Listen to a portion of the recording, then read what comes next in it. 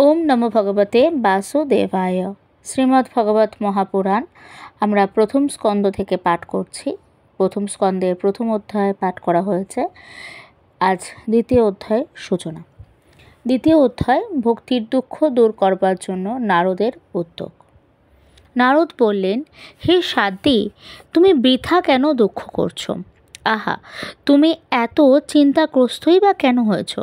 ভগবান শ্রীকৃষ্ণের চরণ কমলের ধ্যান করো, তার কৃপায় তোমার সকল দুঃখের অবসান হবে। কৌরবদের অত্যাচার থেকে যিনি দ্রৌপদীকে রক্ষা করেছিলেন আর গোপাঙ্গনাদের যিনি সহচর্য দিয়ে আশ্রয় দিয়েছিলেন, সেই শ্রীকৃষ্ণই সত্যিই তো কোথাও যাননি। আর তুমি তো ভক্তি দেবী স্বয়ং এবং সর্বদাই তার প্রাণাধিকা। তোমার আহ্বানে তিনি তো অতি নিজ ঘরেও চলে আসেন। সত্য, ক্রেতা আর দাপরে এই তিন যুগে জ্ঞান আর বৈরাগ্য ছিল মুক্তির সাধন, কিন্তু কলিযুগে তো কেবল ভক্তি মোক্ষ দান করে। এই ভেবেই পরমাত্মা চিন্ময় মূর্তি জ্ঞানস্বরূপ শ্রীহরি তার নিজ স্বয়ং সৎস্বরূপে তোমাকে সৃষ্টি করেছেন। তুমি সাক্ষাৎ শ্রীকৃষ্ণের পরমা সুন্দরী প্রিয়া। তুমি যখন একবার হাত জড়ো করে প্রশ্ন করেছিলেন যে আমি কি করব, তখন ভগবান তোমাকে এই নির্দেশই দিয়েছিলেন যে আমার ভক্তদের পোষণ করো। তুমি ভগবানের সেই আদেশ স্বীকার করেছিলে। ভগবান শ্রীহরি তোমার প্রতি সন্তুষ্ট হয়ে তোমাকে সেবা করবার জন্য মুক্তিকে তোমার দাসী রূপে এবং এই জ্ঞান ও বৈরাগ্যকে তোমার পুত্ররূপে দান করেন।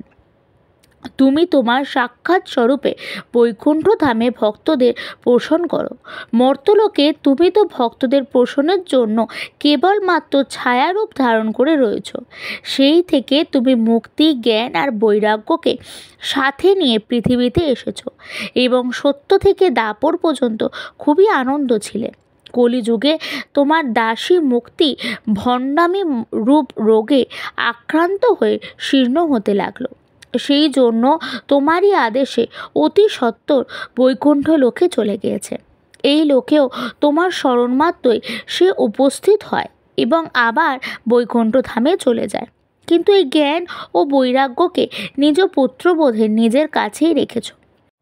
তবুও এই কলিযুগে এদের উপেক্ষা হওয়ার দরুন তোমার এই ছেলে দুটি উৎসাহহীন এবং বৃদ্ধ হয়ে গিয়েছে। কিন্তু তুমি চিন্তা করো না, আমি এদের নবজীবন লাভের উপায় চিন্তা করেছি। হে সুমুখী, কলির মতে কোনো যুগ নেই। এই যুগে আমি প্রতিটি ঘরে, প্রতিটি মানুষের হৃদয়ে তোমাকে প্রতিষ্ঠা করে দেব। দেখো, অন্য সব ধর্মকে দমন করে এবং ভক্তি বিষয়ক মহোৎসবকে আদর বাড়িয়ে যদি আমি এই ভূমণ্ডলে তোমার প্রচার না করি, তো আমি শ্রীহরির দাস নই। এই কলিযুগে যে সকল জীব তোমার সঙ্গে যুক্ত থাকবে, তারা পাপী হলেও নিঃসন্দেহে ভগবান শ্রীকৃষ্ণের অভয়দান প্রাপ্ত হবে। যার হৃদয়ে প্রেমরূপিণী ভক্তি সততই বিরাজ করে, সেই শুদ্ধ অন্তঃকরণ জীব স্বপ্নেও যমরাজকে দর্শন করে না। যার হৃদয়ে ভক্তি দেবীর নিবাস, প্রেত, পিশাচ, রাক্ষস বা দৈত্যদানব তাকে স্পর্শও করতে পারে না।